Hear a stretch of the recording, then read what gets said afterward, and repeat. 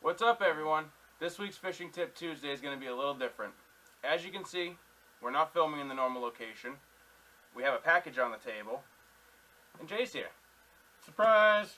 Now, before we jump right into what's going on, I do want to add that this video is in part being brought to you today by SLOAN Brothers Bait Company, and I can promise you guys what's in this package will definitely make talking about today's topic that much better. It really will. And honestly, I didn't know that could happen.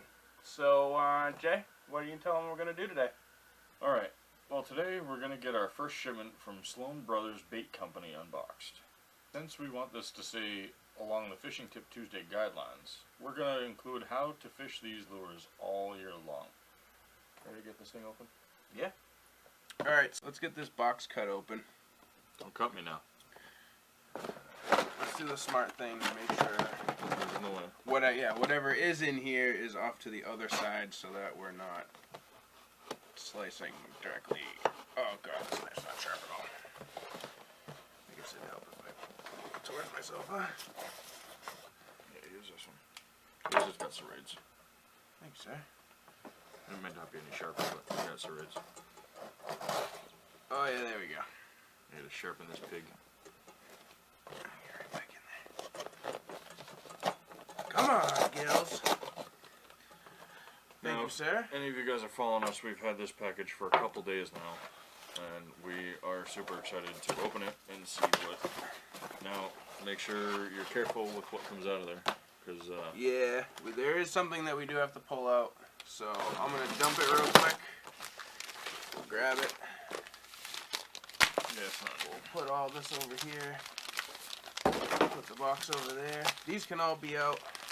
But there is one thing, and I'm sorry guys that you can't see these yet. But we don't have authorization to show them to you. Yes. Where they are a prototype, we were lucky enough to get a couple of these. We were not cleared. Alright, so that's we got a little bit of swag. And we're going to do that, and we'll put these somewhere else. Oh, I'm so excited. Those are hot, baby. Those ones I just boomed are hot. Hot, hot. They're hot. Okay, so obviously with skirts on them, you have some idea that it's some type of jig. So let's do this last. Okay. Let's do this last. So the first three we're gonna show you. Yeah, first three, obviously all by SLOAN Brothers Bait Company. These are all swim baits. We got our black and blue. Yep. Classic color. Anyone out there fishes knows black and blue. We got the white mimic shiners and fathead minnows. Yep. And then we got the killer watermelon with the red flake. I'm gonna open these and see how swimmy these tails are. Gonna rip them. Oh, okay. Yeah.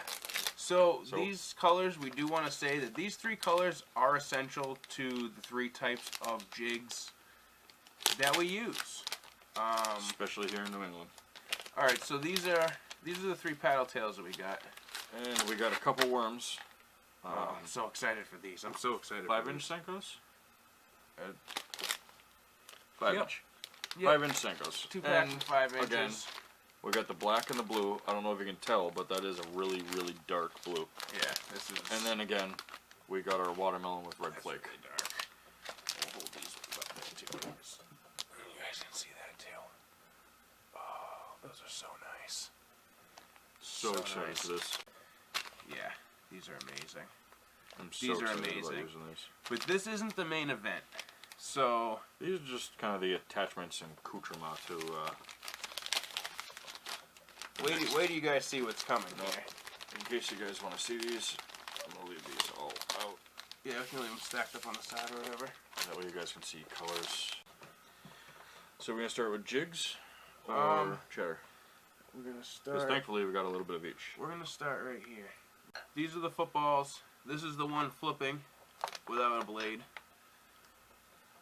I'll show you a couple of the bladed swim jigs. Keep going, Gills. Just pulling these out. Now this color right here. I mean, look at this. Look at. I know. I'm honestly, so excited. the thought that went into the shades of color. Yeah. You know and where they are actually in the lure. There's purples in here, guys. There's purple in there. Purple red flake. We have a light blue with it looks like a green flake, like a. Yeah, I'd call it like a sky blue almost. And then a pumpkin orange with a natural green. I mean, this thing is amazing. This thing is amazing. These jigs are amazing. Absolutely. Another I can't one that's say it probably enough. gonna kill it. Some of the same colorings. Oh, and that one's really pretty It's got too. a silver in the back. That'll go real well with those white ones. So this is what we're working with here, guys. And we got the case too, obviously, for all this bad arsenal to go into. But I guess the first thing that we really want to say is we want to thank our sponsor, SLOAN Brothers Bait Company, for all this wonderful bait. Getting all of this stuff out to us so quick. These are great. Alright, so now that you guys have been able to see, you know, our unboxing. What was in the box, I guess we're going to start talking about them now.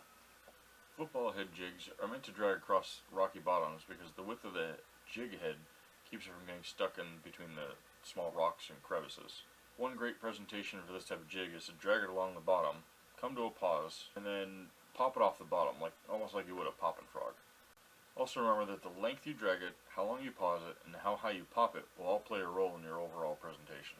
A good tip to help remember the golden pattern is to write things down. Taking down information is the best way to recreate how you caught fish in the first place. One last thing about football head jigs is that it will not work as well through thick grass or over wood because it'll actually get caught up easier. This is when the next jig that we have comes into play. Flip-in jig heads are the tool you need for fishing heavy grass and other wood or structure. These jigs will also help keep the hook bend facing upwards in the water, but it has an easier time penetrating grass and wood and other structures you need to get through. Now, if you're new to this style of bait, then you're probably wondering what the piece of metal is in the front here. This thing right here. It's called a blade, basically. That's what makes this a bladed jig. The blade is fished normally as a moving style bait, but it can also be fished just as well as a jig. In dirty water, we recommend using the lure like a moving bait.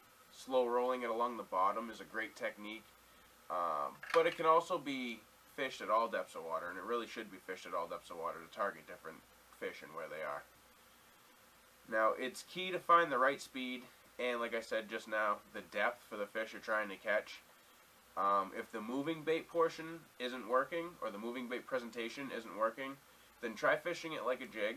A great presentation to fish it like a jig in this application would be to let the lure rest on the bottom and then pop it up, utilizing the blade to make the vibration. It'll give it sort of a flutter as it comes up. And then you want to let it rest again.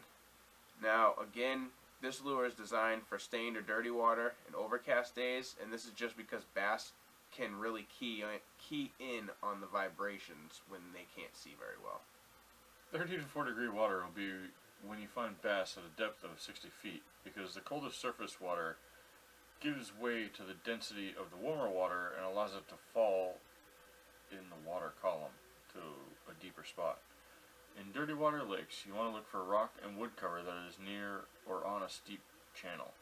And on clear lakes, you should look for deeper main lake structures, like offshore rock piles and channel drop-offs, by slow rolling the jig along the bottom. 40 to 49 degree water can be tough to fish, so the question becomes, which jig should you use?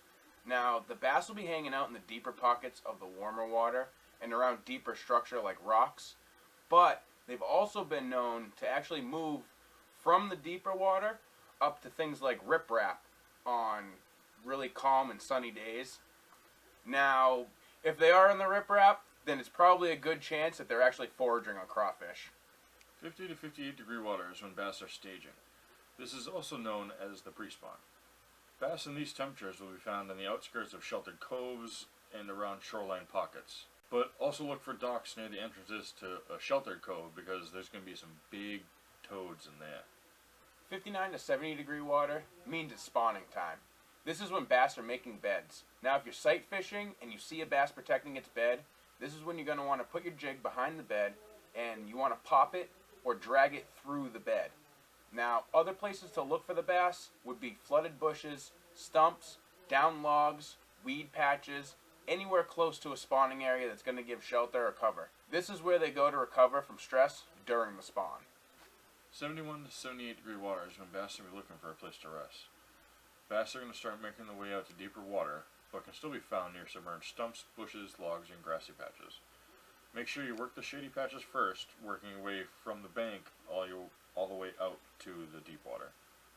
Water 79 degrees and up is when you're going to find bass on the offshore ledges and on deep intersecting creek channels. You're also going to want to look towards the submerged riding trails, like where ATVs and dirt bikes go. Your best bet when the water is warm is to slow drag your jig or use a hard popping technique if the bottom's really clear. When there's thick underwater vegetation, you want to use the heavier jig to punch through because bass can be found underneath it. Now, water that cools from 70 back down to 55 degrees should be fished a little differently. Bass will be moving out from isolated structures to shallower territory. This also happens to be the point in time when chatter is spawning, so bass will expend more energy to catch those bait fish. This is when you should try a bladed jig. Find those schools of bait fish, make a cast. Bass will be targeting wounded or slow bait fish, so experiment with your presentation, your speed. If you have a hard time getting a bite, just try increasing or decreasing the jig's profile. Alright guys, so that's all we got. If you don't have a bladed jig, then you need to get some from SLOAN Brothers Bait Company. These guys will make you custom baits, guys. So you really need to click the link in the description below. Check them out. And if you haven't, you should probably check out their new YouTube channel. That'll also be below. We had a lot of fun filming this for you guys. Share this with kids and people, whoever needs help jig fishing. Get this video out there to them because it helps us, it helps them. You're making somebody's day better. Thank you for watching. Like it, subscribe. No bull, just bait, baby. We out.